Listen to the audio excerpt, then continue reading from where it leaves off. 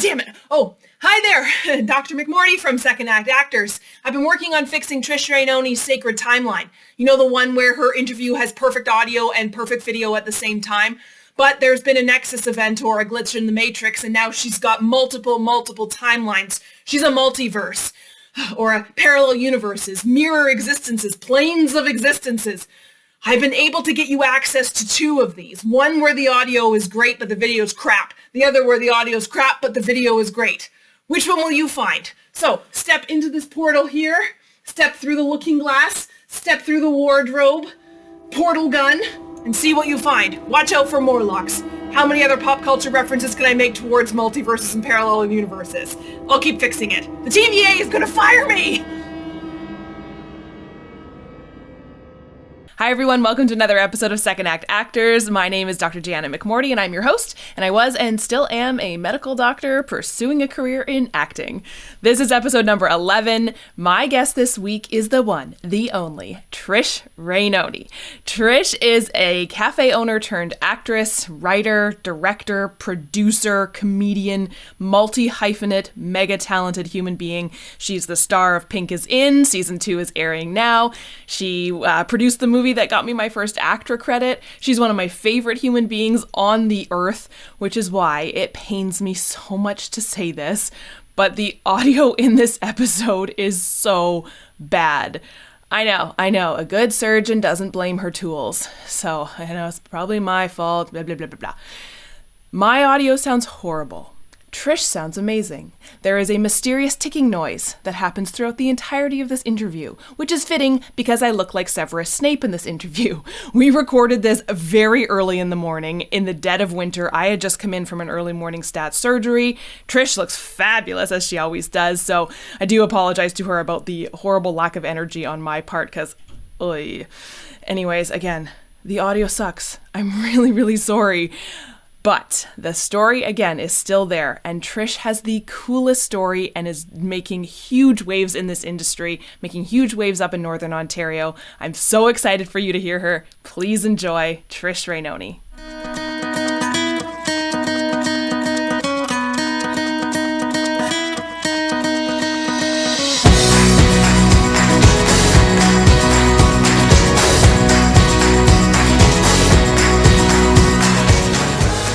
It's funny, I know I've said this before, you and I have talked in person for about maybe 3 seconds, 30 seconds, but I feel like I know you. Yeah, it was, well, I mean, once you work with someone on a film, I feel like you're just bonded for life. Yeah, I think so. You kind of make these like tight-knit family groups, even though you're not like with each other the whole time. Yeah, you're bonded briefly, temporarily. And then you're kind of like, oh, and now we're done. We go away and, okay, I'm never this character again. Yeah. But I us on the producing side, we saw your face every week since we saw you on set because of the editing process and all the different edits. So I actually probably feel like I've seen you way more than you've seen me. So I'm probably like oddly familiar with your face. I was also, when you were saying, I was like, well, I do creep your social media quite often because your life is really cool. Instagram is the highlight reel. Well, there you go, the rose-colored glasses. But hey, I like it. We like to see the highlight reel. It's like this world needs more highlight reels, I think. That's true. No one wants to see people like sitting slumped over in their hoodie behind their computer, like, I need another coffee. Yeah. That's the majority of my life. Yeah. So you told me briefly, and you started telling me briefly about your story, and I was like, but say no more. I want you on my podcast. So yeah, tell me your story. What was your adventure and journey to get into acting and your multi-hyphenate acting, producing, directing, everything? Ooh, it's a long one, but ultimately, I wanted to be an actor from the time I was like 13. I took drama in grade 11 in high school, and that made me come out of my shell. And then I was like, yes, it's for sure. I definitely do want to do this. But then you have society and parents and guidance counselors saying, you should be a teacher. You'll make this much per year. Or you have these grades. You need to go to university. So I was definitely talked out of it. And I went to university. So I thought, okay, if I'm going to go to university, I'm going to major in film studies. And then I got there, I was 12 hours away from home. I was just, I think, 18. I didn't know anything about film. And in university, it was all studying books. And later, we had these mandatory discussions on film. And I knew nothing about it. So I felt like the fool in the class who has nothing to say. And then I speak, and I'm like, film for art, thou it, camera angle, wide lens angle, found that theme interesting. And I leave so embarrassed, just not understanding any of it. I dropped out, as one does. I quit. Because now I'm an adult and I'm allowed to quit things. My mom was one of those people who was like, you can't quit things. You have to stick to them. So I was like, now I'm on my own. I'm quitting. So I moved back home. I took psychology. I started working with kids with autism. That was really fun. I really enjoyed that. So then I decided that was my career path. And I did that for a few years. Then started getting migraines and was stressed out. And then took a beeline into owning a cafe, some family members, moving back to the hometown. And then after a year of stressing myself out doing that, I was like, well, they told me not to get into film because I would never make any money. But now I'm working 15 hours a day. And, you know, when you own a business, it's much like producing. You pay everything else, all the bills, all the other employees, and then you can pay yourself last. So I'm like, I didn't make any money for I made like a basic tiny salary, but I think what I took, we were not making a lot of money, and it was a lot of work. So I was like, okay, now I'm going to go to Toronto and pursue film and do what I wanted to do in the entire first place. And if I'm going to do it, I'm going to do it all. So that's why I chose to wear all the hats and, you know, go after writing and acting and producing and directing, all that. Wow. Was there a moment when you were like in your cafe when you said, I am done? Was there something that kind of triggered that switch? There definitely was. I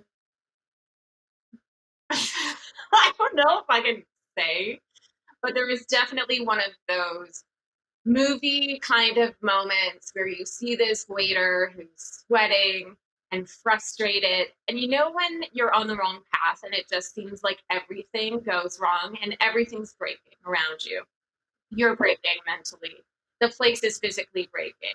Everything's just wrong, and you're like, why did I say yes to this thing and get into it? I thought it was going to be, you know, a fabulous opportunity, and it's worked out to be maybe I didn't realize all the work that's actually involved in this, and it's not my passion to do this. So there was definitely one of those moments where I just had this, but it kind of worked out for me too. I'm really weird, and I write in a wish box, or I haven't done it in a while, but I was writing in my wish box. Yeah, I was like, I really want an opportunity to leave this business, but I don't want it to be my decision. I want something to happen that forces it to close, and then I can leave, and then I will pursue writing, directing, producing, acting.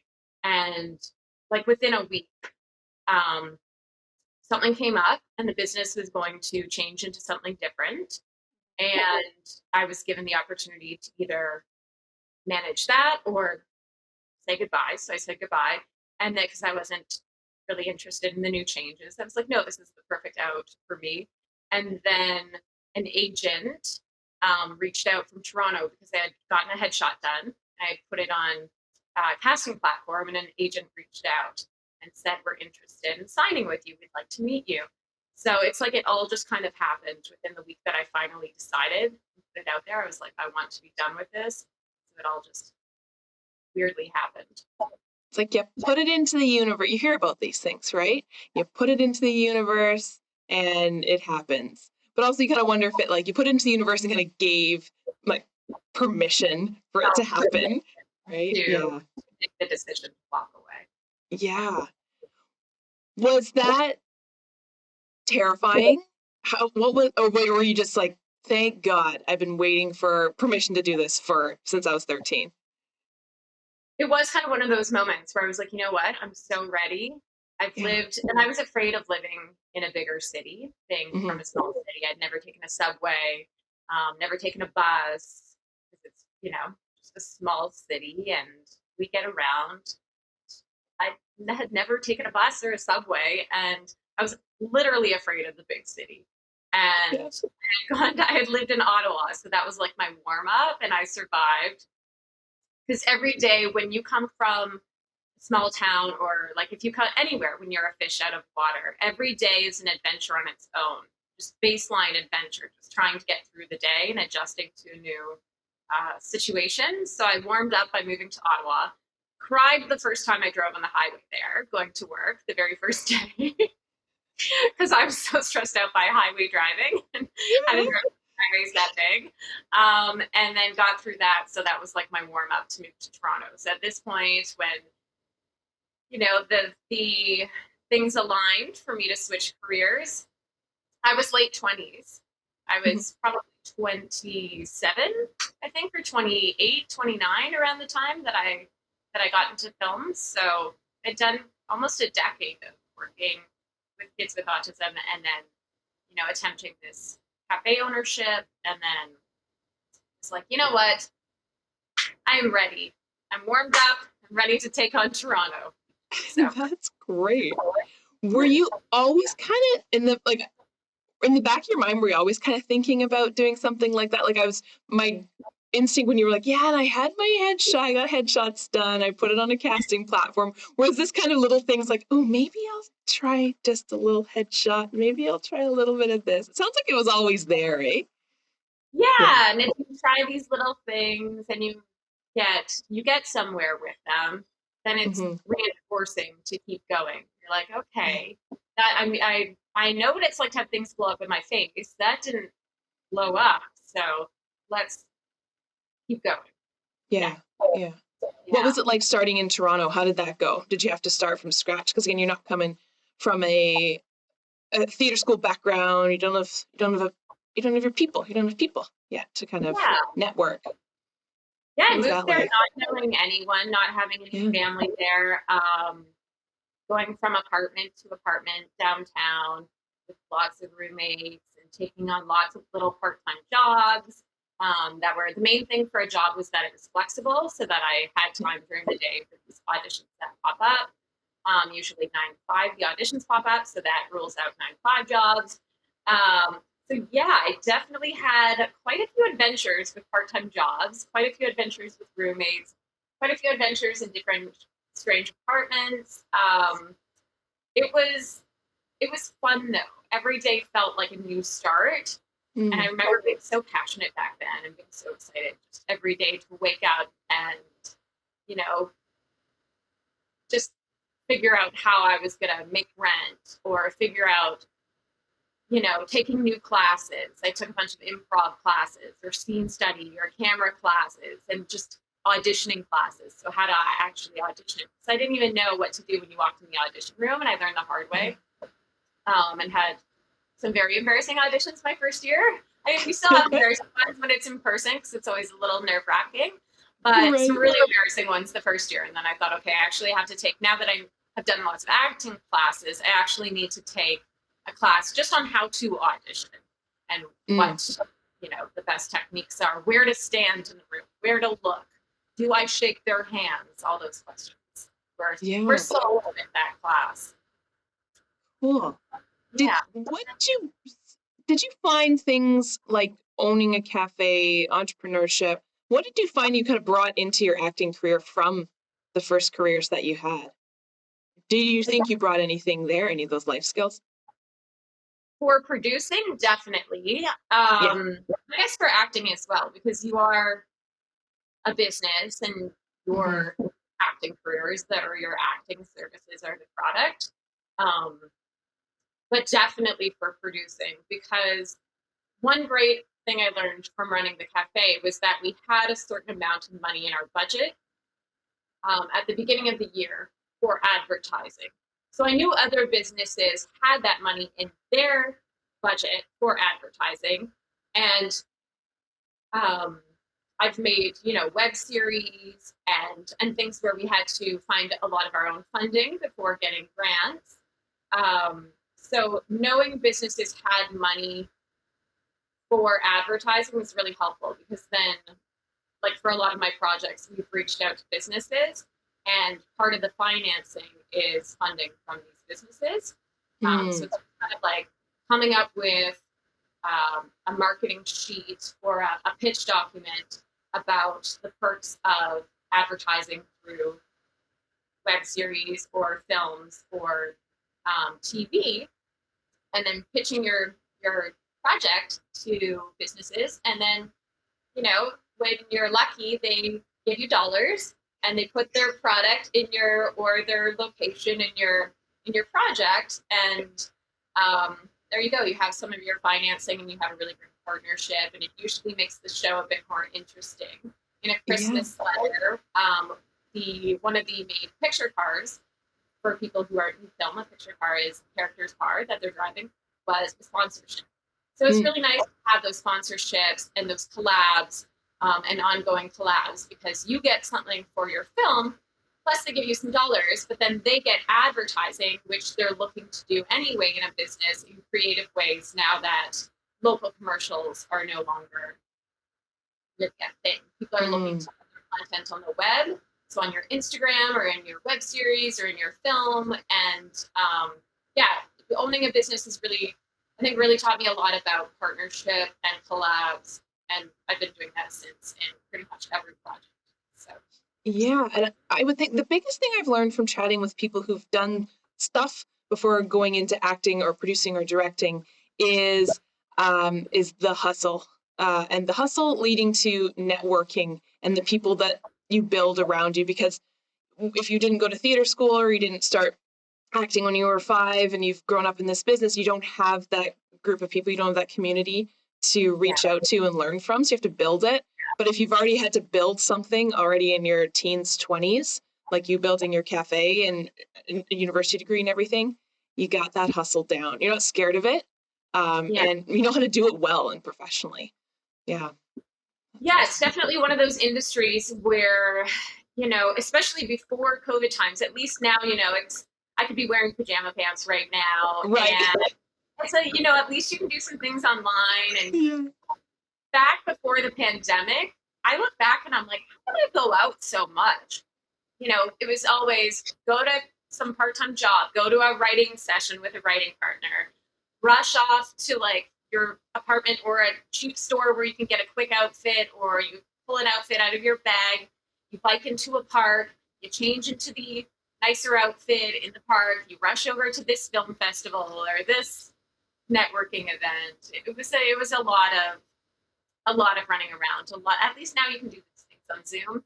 Yeah.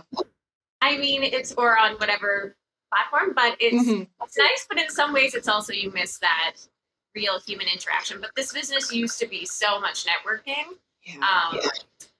in person, and it's a lot, because you have to, that was important, and it did help to get to know people and to build a community when I didn't have one moving there. So it was really important to me to go to networking events and classes and meet people that way. And a little birdie on the street told me that your role in Pink is In, which if anyone hasn't seen the show, I think I've said this about 50 times this week. It's so funny. It's such a funny show. And your role, you play Top Dog, the legit Top Dog, was yours. Like, since you met the person. Yep. Yes. Good little promo there. Was yours since you met Lisa.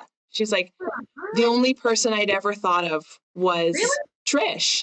And you guys met working background? Yeah. So we did, we met at a party for a web series I had done. And then we did, I was bartending my job wasn't working out. It was one of those another cafe situation where I was struggling. You know, I wasn't getting the tip. I had to give all my managers my tips at the end of every night. And then they'd be like, we're going to count all the tips and we'll give them to you like later. And then I'd get like $20 a week later after having really busy nights for a week. And I thought, this isn't right. And I was, I don't know, maybe 33 at the time. And so I'm like a grown, like I'm been around the block. I know when someone's, I had owned a business. I knew when someone was, kind of messing with me. So the place ended up shutting down. And I think it was a very temporary job. It was a job I had for like a month, and it was a new place, and they were trying to figure out management. And it really wasn't a good work environment. So I just quit. I was like, you know what? I can't do this. I can't bust my butt for $20 a week. I don't know what I'm going to do. And at the time I did have a writing deal with a network, something in development, but you're not making it. At that point, I wasn't making money from it. So I had like an option agreement. So I was developing. So I was writing all the time. And I'm like, I don't know what other job is going to take me on right now, because I need to be available for all of these writing meetings and all these, updates on where you think the show is going. And I have to be available at at any given moment to do a call with the network. So I was at this really weird stage where I was like, things feel like they're really on the up for the writing career, producing career, acting career, but then I'm struggling finding trying to pay rent. So it was a very strange place to be in, and frustrating for just frustrating to be like, I feel like I'm working hard and I feel like I am successful, but not society-wise successful, based on like the fact that I still need to have something to pay my rent, and I need to try to juggle it all. It was a very confusing time. So I just quit the job, and I thought, you know what? I know I have rent. I know I shouldn't be quitting my job that's paying me, but if it's making me miserable, the universe will provide, and something will come into place when I close down the space for that. And at the time I had been an ACTRA member which is, for those who aren't in film, professional actor. It's a union, so we get a certain rate and benefits and all that good stuff. So I had been an ACTRA member for a few years, and as a principal actor. And then someone said, well, you're an ACTRA member. You can make like up to $600 a day doing background if you go into like major overtime or doing stand-in. And I was like, do you think the casting directors will see me and then not bring me in for roles? All of those like insecure thoughts. And do you think you're the only person they pay attention to, or they even pay attention to you? That blur in the background, you'll never be able to be on the show ever again because you were a blur in the background. I remember my principal agent being like, I just saw you on Handmaid's Tale. And I was like, you did? What? That was me? No, that could have been any girl in the twin. I don't know that girl. And I was like, oh, haha, I needed to pay rent. Yes. So I email all the background agents and I say, hi, I'm an ACTRA member. I'm looking to do background or stand-in. And one of them got back to me right away. Said, great. Okay, are you okay with being in a bathing suit? I was like, sure. And it was January and it was freezing like it is right now. And I thought, how did I get myself into this? Why did I say yes? But I'm desperate for money.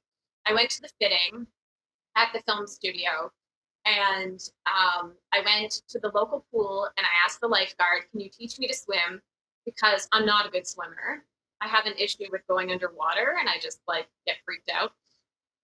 So long story short, I get there, it's freezing cold, and I see Lisa, and she's there, and she says, hi, is that you, Trish? And she said, but aren't you the star of My Roommate's an Escort? What are you doing here?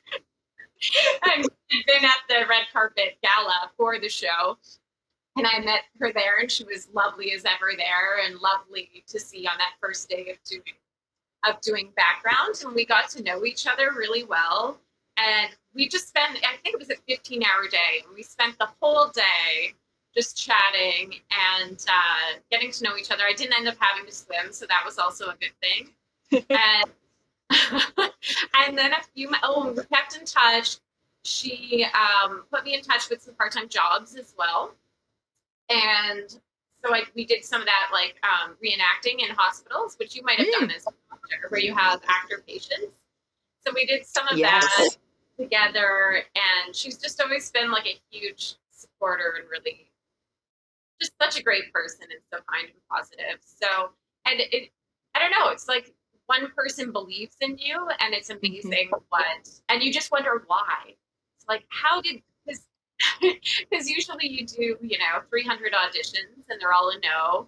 And for one person to say, she reached out a few months later and said, hey, I'm developing this show and I have this role for you.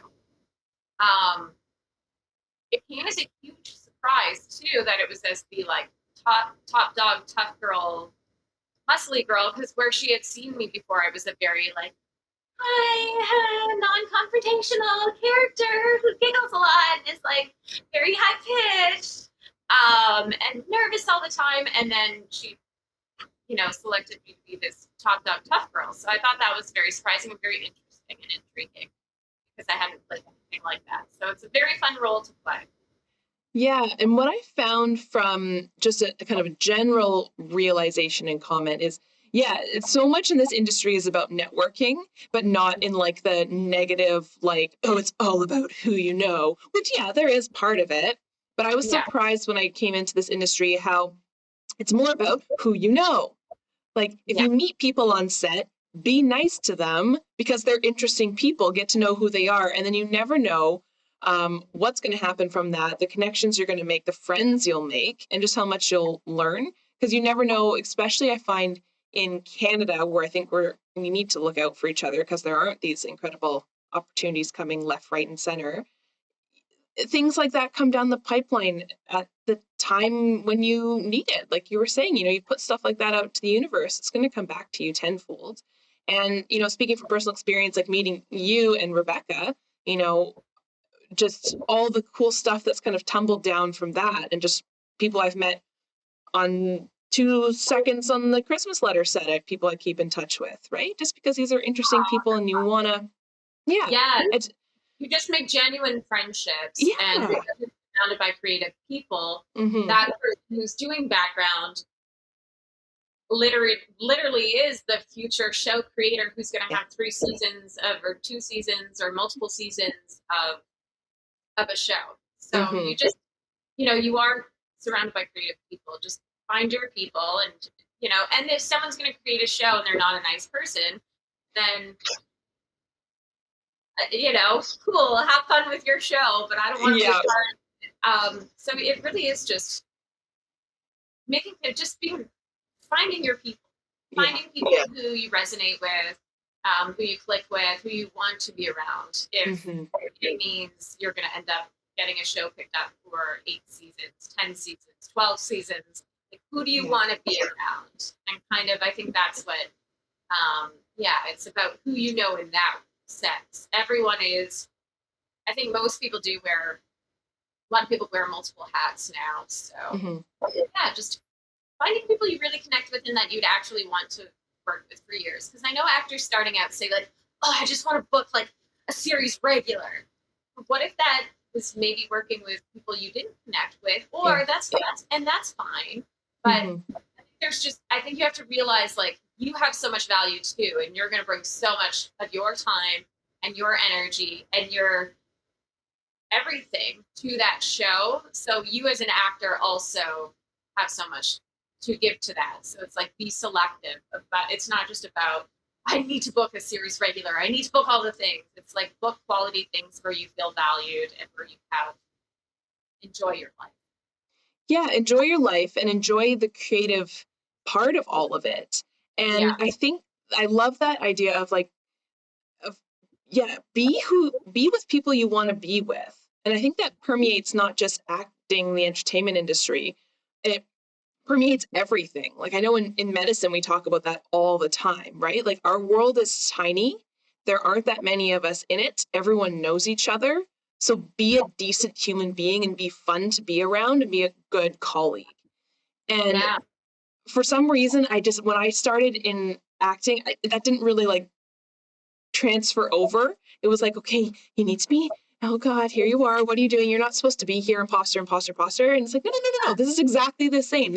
They're people too. They want to be with people who they want to work with. Why would you want to work with someone who's garbage, right? Like, Yes. And that's why you see a lot of directors or producers hiring kind of the same people over and over. And you yeah, like, how do I get into that world? I auditioned for their stuff. How come I can't get in there? Well, it's because they know this person, it's just that person didn't get the job just because they know them. That person got the job because they put in the work as an actor. And this producer or director knows them and knows what they're capable of an actor, but also knows that they're a good person to be around all day. Very long day. So. And there's got to be an element of trust as well too, right? Especially when you're dealing with, money and stuff like, and tons of people's time. You got to trust that the person that you're hiring is, one, going to be nice and not garbage, and two, going to be able to do exactly what you want them to do in a timely fashion, right? Like, yeah. How did you get into producing and directing? I guess for producing, it came from originally a short film where I wanted to write a story. I had a story in my head. I wanted to, make it a thing. So I think I got maybe one of the like CellTX or one of those beginner free, or maybe Writer's Duet, one of those free script software programs. So downloaded that and then just started like outlining the script and kind of figuring out this story and then putting together a team. And I don't think I realized I was producing at the time. I was just like, hey, I have this story and I want to tell it and I want to act in it. And I want to we can shoot it in my apartment and let's make this thing. So I don't even think I realized it was producing at the time. And then then I sourced out a team. I messaged my director friend and said, hey, I have this idea. Do you want to direct this? And then he had lots of ideas for the script and was really into it. So then he's like, I have a camera and I have this person who could come on board and do these things. So it all just kind of came together. And then I would go to the editor's house and watch him put it together in the edit suite. And once it was edited, then I thought, okay, I Googled, how do I put this project in film festivals, and then found Film Freeway. For that one, just put up my own money to submit to Film Freeway because it was my first project. I knew nothing about grants or partnerships and collabs or investors. So I then submitted it to all these festivals on Film Freeway. Got into a really cool festival. My other friends in Toronto had gotten into the same festival with their projects, so then we all went down there together. And then I found when I went to the networking event, we had executives there from ABC, all these professionals in the industry, like real professionals. And for me at the time, as an actor who had just transitioned into producing and writing to tell the story I wanted to tell, I got to meet these executives. And I remember people coming up to me, and when I said I had to say I was a producer because I was there representing the film as the producer. So for me, I have imposter syndrome too. So to say those words was weird for me. But I was like, yeah, they're like, who are you? What do you do? I'm like, well, I produced the film and it's in the festival. And then they're like, oh, you're a producer. And then they started asking about like any other projects I have in the works. And I just found it was, that's when I realized like, oh, okay, I am a producer. This is a thing. So it just kind of happened that way and evolved. And then when I came back from that, then I met my next collaborator, co-partner, everything at a party. And she said, I want to do more comedy. I said, I want to do more comedy. And then we're like, let's make a comedy web series together and start writing. And then she put it in our calendar that we'd meet 2 days later and start writing. And then did 2 seasons of that series as a producer, as an actor, as a writer, and it just kind of all snowballs. Yeah. You just start, and then before you know it, you don't even, I don't know. It just kind of, you wake up one day and you're like, even now I ask myself, I'm like, how did all that stuff happen? Like, here I am. I guess I'm a producer. A Christmas letter was on CBC. I guess yeah. So it's been, I don't know, a whirlwind of I think I've been in this business a decade, and it's been a whirlwind. And I guess you just, I don't know, you have stories you want to tell, and you put in the work, and then one day you wake up and you're like, I guess I'm a producer. I guess I should print these posters of the things I've done in case, I don't know, social media just dies one day, and then maybe I'll have a grandkid, or maybe I'll have a niece one day who will see the proof. And I don't know. It's a weird thing. The imposter syndrome is real. That's why I have these for pitch meetings. So before I go into the pitch meeting, I can be like, you have done this before. It takes a team. It's not just on you. Don't get worked up about this. It's about the whole team, and it's not about you. Don't be nervous. Don't be an imposter. You're not an imposter. It's, you've done it before. You can do it again. Let's do it. That's just incredible. I think, has there been anything that's really, really surprised you about being in the industry since you started? Yes. Yeah. Yes. Yes. When I went into it very woohoo, I'm gonna be an actor, and I'm gonna move to the big city, and I'm just gonna book these things. Yeah. And I didn't realize how many auditions it would take to book something. That a lot of the things that you do end up booking, even if you feel like you've had good auditions, that doesn't always mean guarantee a job. So you can work your hardest, do great auditions, and not ever book, not know why. So I think I was surprised to realize that a lot of the jobs, say Pink is In, do come from, which we've done 2 seasons now, and on season 2 I got to co-direct. You do end up getting through kind of putting your own work out there and showing people what you can do. And if you create your own content and put it out on your platforms, then that's a way to get a job as well, because then people see your work and understand what you can do, and they'll hire you. I think I thought I was just going to audition for stuff and book stuff, and it was going to be easier kind of in a way than it is. And I didn't realize how hard producing is. It's really running a business. There's so much paperwork. There's so many ways you can go about so many different things. There's different ways to raise funding. Often people ask me, because I go into work 9 to 5 or 10 to 6 every day, because Rebecca and I neither of us like to function before 9 a.m.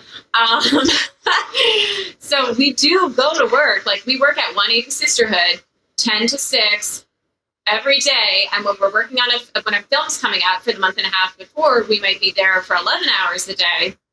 And when we're filming a film, might be sleeping for 2 hours a day, wearing all the hats, and the catering has fallen through. So now we're the ones picking up all the catering 5 times a day because of all the union rules for all the meals. And we couldn't get PAs because people don't want to work during a pandemic. So we're basically doing the jobs of producers, production assistants, production coordinators, production managers, line producers. We're taking marketing. We're taking on all these things, applying for grants for the next project while we're still filming this one. We have grant deadlines for the next one. So I don't think I realized how much work it was going to be and how stressful it would be. And I don't think anyone does, because even now people ask me, "You're going to work? Where do you work?"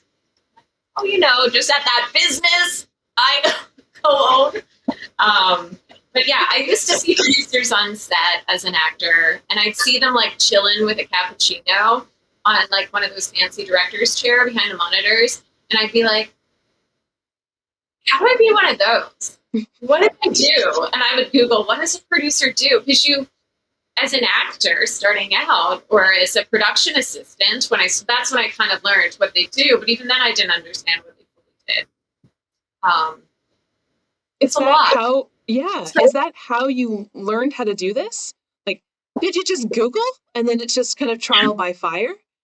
Like, it's incredible what you've built. That's kind of how you do it. You start small with a short film, and then you do, a web series, and then you do a feature. But it's also a lot of, like, I don't know, there's no one right way, I think, to learn it. But I did work as a production assistant and probably made a lot of mistakes. Because I remember always getting in trouble. So they'd be like, you are the production assistant. You don't speak in a meeting. And I'd be like, oh, yeah, okay. But if the director asked an opinion about the story, or about character, or about, like, what do you think of this? I'd be like, yeah, I like this one. They'd be like, you're a production assistant. What are you doing? And I'd be like, he asked me. Or they'd like, you're meant for bigger things. Right? And I was like, okay. So probably was like, did not know my place at the time. But also, I don't know. I think that's also silly. Like, if someone's a human being and they're in the room and they know scripts, because I had already been an actor for a while, and, I was writing my own things. And if someone knows scripts and they're in the room, I'm going to ask for their opinion. I'd be happy to have, if I asked an opinion in a room and I asked the production assistant, I'd be happy. They're not just a production assistant. They might be an independent filmmaker who makes short films on their own. They have a really great answer. Just appreciate people as humans in the room. But I did learn a lot of, from either being like on an AD team or being a production assistant on a few different projects. I learned a lot about like watching the producers, what they do. But I think the most important, just basically, like, once I teamed up with Rebecca, we had very different skill sets that we both brought to the table. Me coming in as more of a creative producer, and her is like a line producer, someone who's very familiar with the grant system, with budgets, and with distribution. And I learned a lot from teaming up with a partner who knew more than me. I feel like she was my business partner, but also a mentor, and I learned a lot from working with her. And I'm still learning. There's still so much to learn. But I feel like that was all my answers. I feel like I end up blabbing and I talk too much and they're really long-winded, but I really do feel like this business wasn't, I was surprised at how much work it is. People make it look easy on TV. They make it look easy. Even if you watch a show and you're like, people criticize shows all the time, but you're like, do you know how hard it was for them to get that show even made? The fact that they even got that thing made, I'm like, put on them. Yeah. Especially in a pandemic. I was saying to my partner I can't remember what he was critiquing. He loves to critique films. But I was like, no. I will not critique a single thing that was made during the pandemic because they had the ability to make it during the pandemic. And I mean, some have infinity money. And so you should be like, all those extras should have their masks off because you have an infinity money to tell people to take their masks off. But especially for like small little independent things, like, come on, they made it during the pandemic, the time when everyone was like, give me more content. It's like, but we can't make content because it's the pandemic. Yeah. People couldn't even see their, aunts or grandmothers or extended family. So it was, then you also have people who wanted to protest on your film sites because a lot of people didn't believe that film was meant that it should be essential during the pandemic. Yeah. So we're definitely, it's funny because when we were filming a project, people were saying like, oh, we should go down there and protest. They were writing comments like that on Facebook saying, we're going to go protest them. They shouldn't be filming during a pandemic. Even though we COVID test every second day, we're N95 masks, all of that. I get it. Not essential. That's arguable. But then it's funny when you give them the content, when it's time for the content to put it out there and they consume it. Oh my gosh, this is awesome. So it's very like, I don't know if it's different people and very different polarized views, but you get a lot of kickback too when you're filming during the pandemic. That's really interesting. I definitely heard that from some people in, in healthcare and stuff like that, saying, whoa, you're going to film something. I can't believe they're still running. But yeah, exactly. When we go home from the hospital, there better be some new Netflix content out there. Otherwise I get cranky. And how many people are you employing during this time and doing it so safely, safer than a ton of places that I've ever seen? I've never felt more safe, and I work in a hospital at the height of the pandemic. I've never felt more safe than on a film set. Yeah. There's so many rules and there's so many unions involved. And I think that's something people don't realize, is that we have unions holding us accountable to following X, Y, Z rules, and multiple unions. You have the camera, the camera team, their union. You have the actors union. You have the directors union. You have so many different unions saying, okay, here are the pages and pages of rules that you need to follow. Let's see your COVID procedures. Who's your on-set doctor? We have an on-set doctor, on-set nurses. At the time, COVID tests weren't covered, so you're spending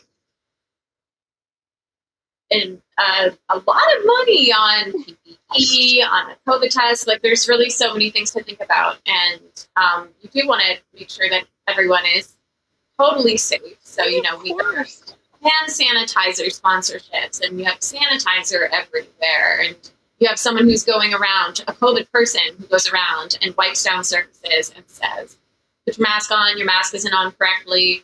We had a nurse doing that who took the job very seriously. She was amazing on a Christmas letter. So I think maybe just people don't, I think if you have never been on a film set, you might think that it's just this fun and games and everyone's just having a good time, but it's a very serious procedural environment.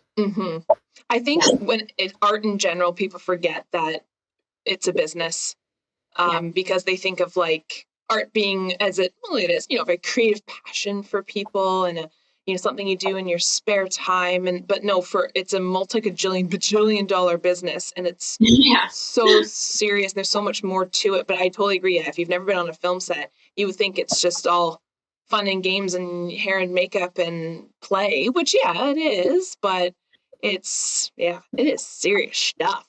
That was a surprise to me. Wow. It is serious stuff. For somebody who's trying to switch from their first job or first life into acting, producing, or directing, do you have any advice? Because you've crushed it. Ooh, I wouldn't say. I mean, there's been some ups and downs pretty much every week. Every week I'm like, could I just retire? Is it time to retire yet? No, I definitely could not. But maybe if I won the lottery, I could.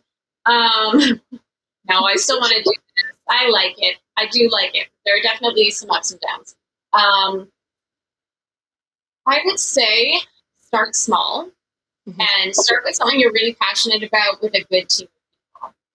So start with people you want to be around, who you have a good energy flow with, and tell a story that is something that comes from your heart and that you feel like you're moved to tell and you feel very motivated to tell. Because then even when the process isn't as fun, or you're having a bit of a low time in the process of pre-production, production, post-production, marketing it, you have to love the story and you want to stay motivated to tell it and to really push it out there and follow through and go to the film festivals with it.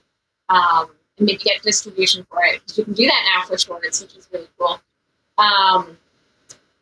So I would say just find a good team and tell a story that you're really passionate about, and start small. Get a team who knows a bit, find people who know a bit more than you about it. Find a really good DOP. So someone who's has the camera and the lights and, really wants to be a DOP, but maybe they've been in the camera department before. So they're looking to they'll do it with you as a bit of a passion project, because they're looking to upgrade their career as well.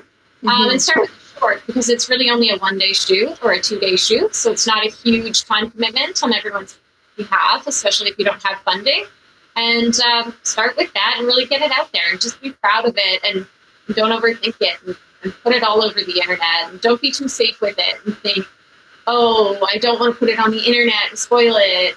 Because I think if it's your first project and you're trying to make that transition into film, you really want to show people what you can do. So make something for the web, something that you can put out there, that you can share in different networking groups and take lots of like online courses and classes with other people so you can really kind of build your network and have a support system.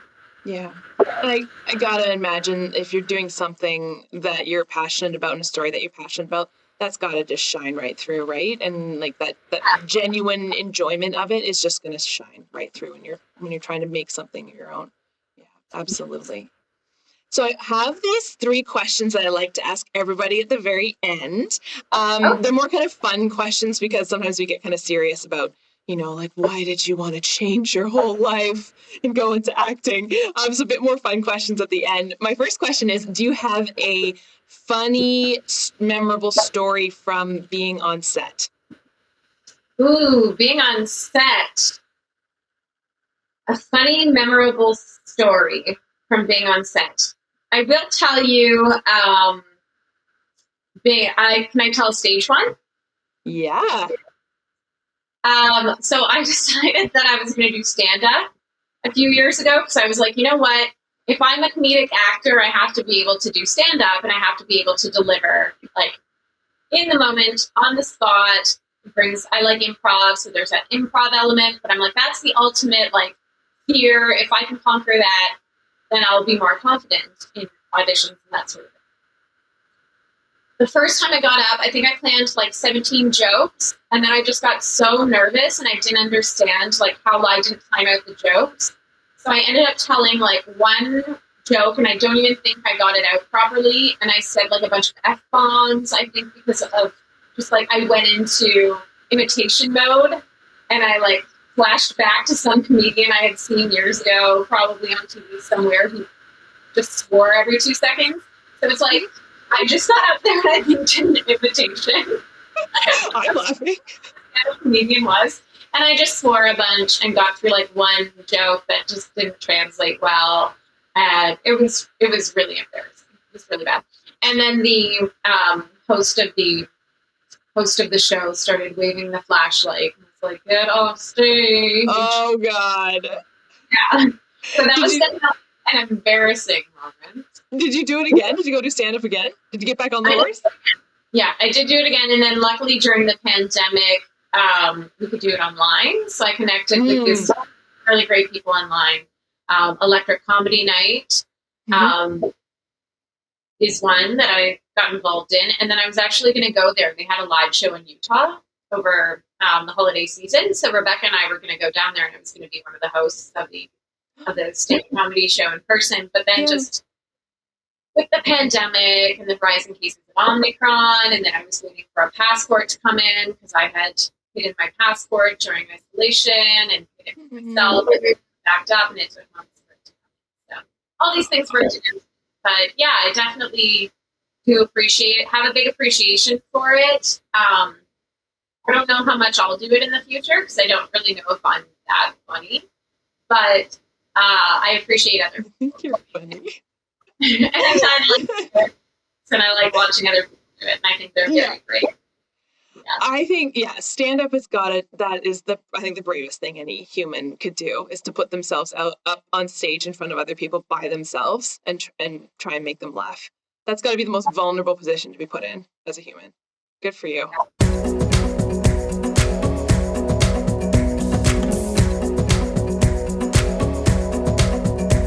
Is there anything right now, doesn't have to be related to your work in producing or your acting or anything like that, anything right now that you're just really excited about? I'm really excited for summertime. Very excited for summertime.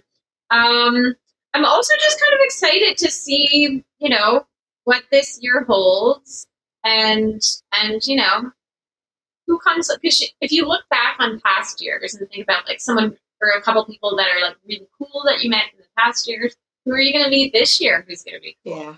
There's just the beginning of a new year. So I feel like there's some cool things to look forward to, like summertime. And also, just wondering what kind of projects or new people that it will bring into our lives. Yeah, absolutely. I love that.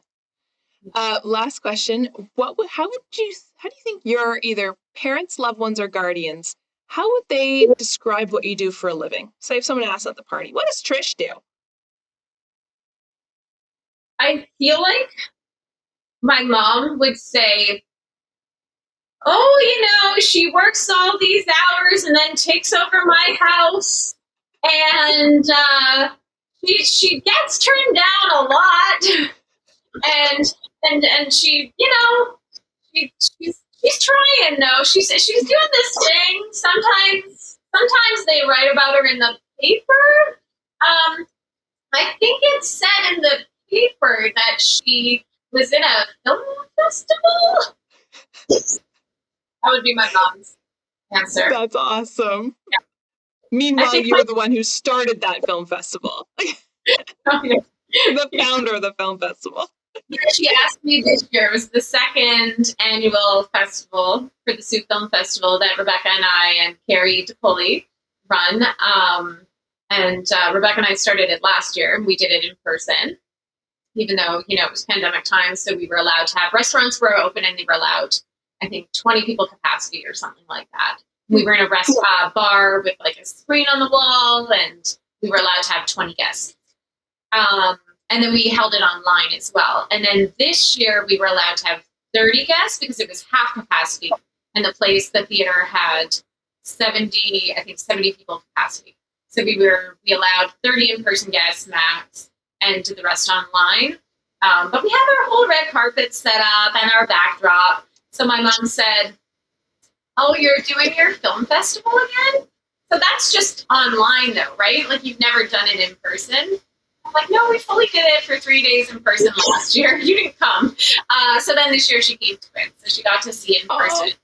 Yeah, and then she doesn't relay things to me face to face, but my sisters have 3 sisters, so then they pass on the message. So my sister said, that was really cool. Our mom was proud of you, seeing what was like being in that world and seeing what was really going on. So I thought that was really cute. That's awesome. Did you feel validation?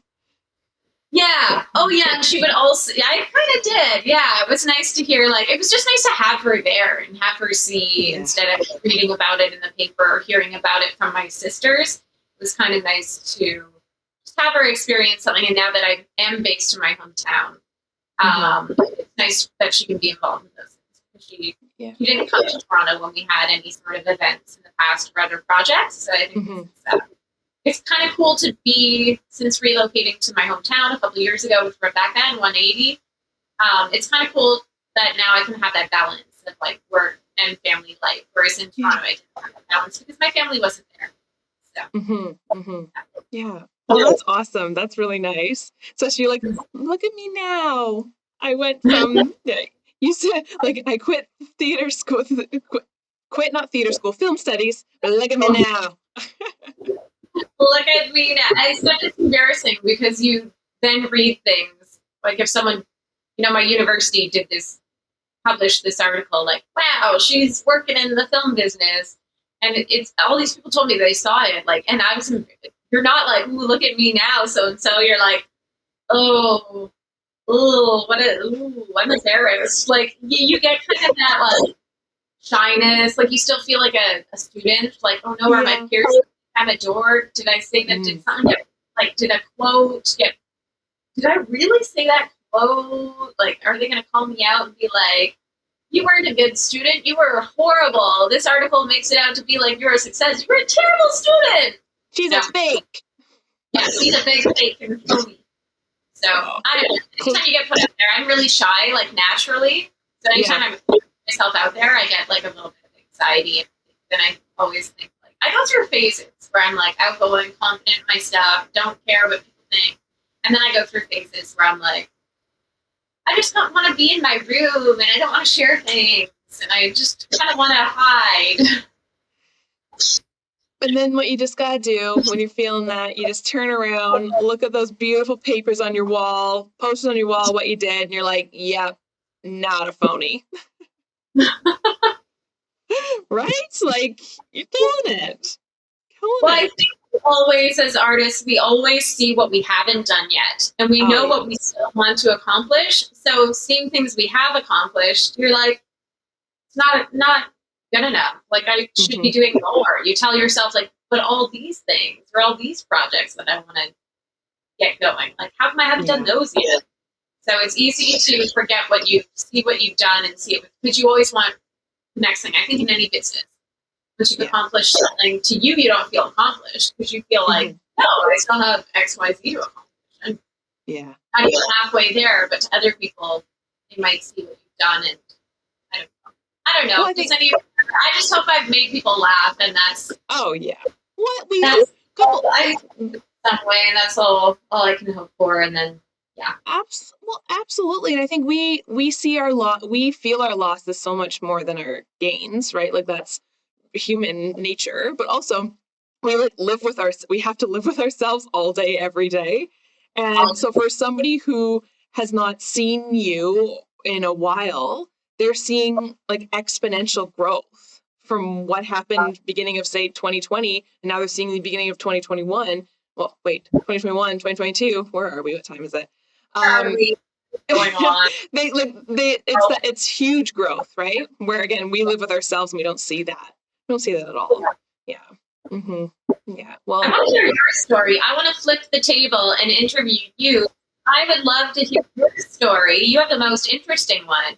When you auditioned for us, you got your tape, and then the casting director told us you're also a doctor. We were like, who is she? Like, yes, cast her. Also, why did we not know her? Where did she come from? Why have we not seen her before? And wait, what? She's a doctor? And then we met you and you're so nice and lovely and so good to get along with on set, and just like friendly and professional, and delivered, like, did a great job with your role, everything. And I'm like, we need to work with Janet again. Rebecca's like, we need to work with Janet. So there have been so many times now in conversations where we're like, Janet, for so many roles and so many different things, you know? Oh gosh, thank you. That's so kind. It's just that the day I had on set with you guys was just the most fun. And it was just so wonderful to be a part of such a cool project. And I was saying to Michelle, my coach, I was like, I want to be in this movie so freaking bad. I'm going to this is going to be the best GD self-tape I've ever seen. I want to be in this movie so bad. Because I love the Sue, and I love, it was just such a great experience. It worked out, and that, and that's, thank you that's so kind what you were saying, I think. And again, it goes back to exactly what you've been talking about, like building up your team and your people, and, meeting people like you, and meeting people like Carly, and meeting people like Rebecca, and just really being fascinated by what you all do. And it's a cool industry. It's, again, what's really surprised me about it all is how I was expecting it to be kind of more competitive and more kind of there's the word. Yeah. And it just really, I mean, again, I'm sure it is somewhere, but I just haven't seen it. I haven't seen it yet. Yeah. That's why I think we really have to find your good team and stuff like that. Yeah. Absolutely. Oh, this is awesome. Thank you for bearing with me and my severe lack of energy and being so early in the morning. Oh my gosh, you delivered a human life this morning. Talk about like the real life Wonder Woman. Like, you literally are running a show. You have your own podcast. You are an actor. You are a doctor. You're always doing things. You're fit. You're like doing stunts. And then you're delivering a human life before doing this podcast. Like, I just got out of bed and all I was able to do was put on some red lipstick and a Britney Spears t-shirt. And you have delivered human life. Not that we're comparing, but we're like, it's a competition. But I'm just saying, who doesn't like some friendly competition? If this was a game, if it was like, we woke up and we're like, okay, let's play the game of life. Like, you're freaking winning at life. You delivered a human life this morning. I'm gonna, after this, I'm gonna go and put my jammies on, drink a coffee, and curl back into my like blanket cave and just be a garbage person for the rest of the day. As you should. No, self-care is a garbage person. That is well earned.